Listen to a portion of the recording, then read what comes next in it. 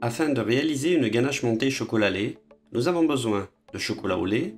Ici, nous utilisons du chocolat Baïbé. Nous avons besoin également de crème et éventuellement de glucose. On peut observer que la crème est disposée dans deux récipients, car celle-ci sera intégrée en deux fois. Commencez par faire fondre au bain-marie le chocolat. Pour assurer une bonne fonte du chocolat, il est important de commencer avec un bain-marie tiède et pas très chaud. Un bain-marie bouillant pourrait rendre épais et visqueux le chocolat, car la température trop importante pourrait directement brûler le chocolat.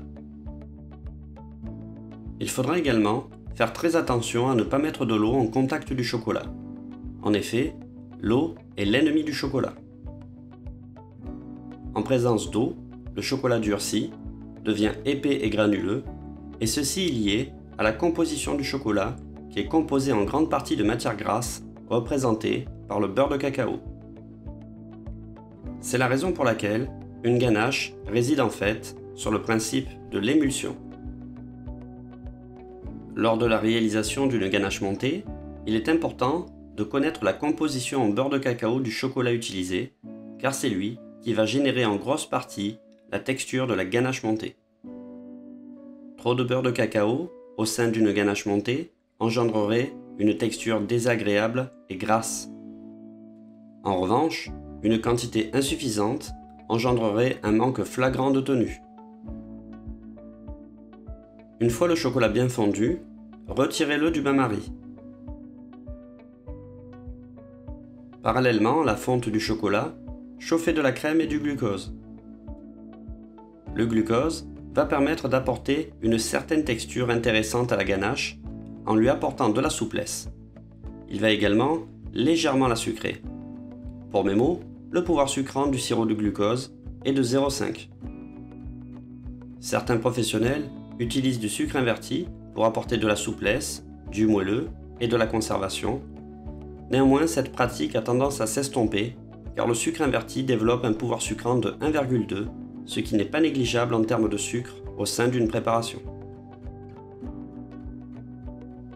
De nos jours, la présence de glucose ou de sucre inverti a tendance à disparaître.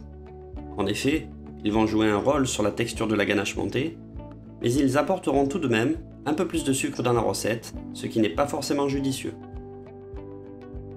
Une fois la crème chaude, versez lentement un tiers de mélange chaud sur le chocolat fondu. A l'aide d'une maryse, mélangez énergiquement depuis le centre en décrivant des petits cercles pour créer un noyau élastique et brillant. L'objectif ici est de créer une émulsion entre le chocolat et la crème grâce à une action mécanique. Ici, nous utilisons une maryse, mais on pourrait utiliser un fouet sans aucun problème. Incorporez le deuxième tiers et mélangez selon le même procédé.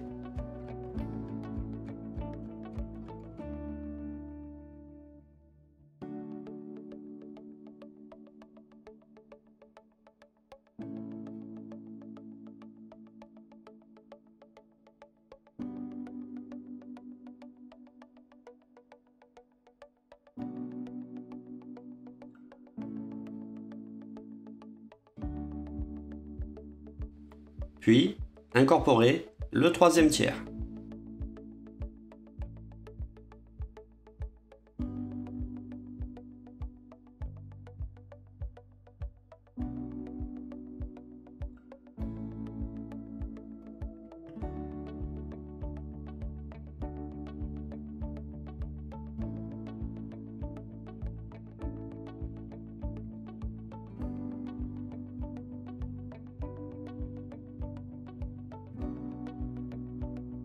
L'émulsion étant réalisée, on peut à ce moment ajouter la crème froide.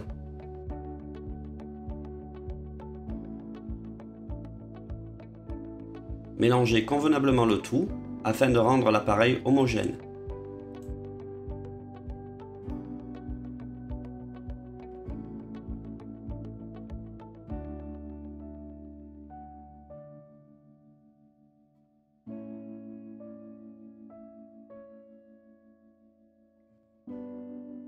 filmer au contact et entreposer au frais afin de faire refroidir la masse.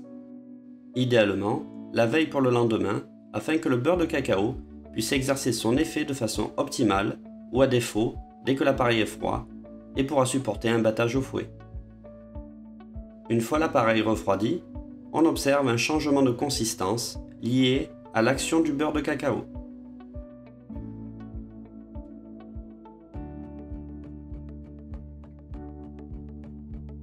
On peut donc monter le tout au batteur afin d'incorporer de l'air et foisonner la masse. En effet, la crème a la capacité de foisonner, c'est-à-dire de capter de l'air et de prendre du volume. Le foisonnement est en partie dû à l'enveloppement de bulles d'air par les globules gras de la crème. Le fouettage de la crème va entraîner la rupture de la membrane des globules gras et l'incorporation de bulles d'air grâce aux nombreuses branches du fouet. Progressivement, les globules gras vont envelopper les bulles d'air et les retenir. C'est la raison pour laquelle il est important de travailler avec une crème froide afin de conserver les globules gras le plus solides possible. Par lien de cause à effet, plus on bat une crème, plus la consistance va devenir épaisse, et ceci est lié à la présence de matière grasse. Il faudra donc faire attention à ne pas trop battre la ganache montée en raison de sa proportion en matière grasse qui cumule le gras de la crème et le beurre de cacao du chocolat. Veillez à conserver des ganaches montées souples, ganaches montées qui pourront intégrer une multitude de recettes avec le gros avantage de supporter la surgélation de par leur richesse en matière grasse.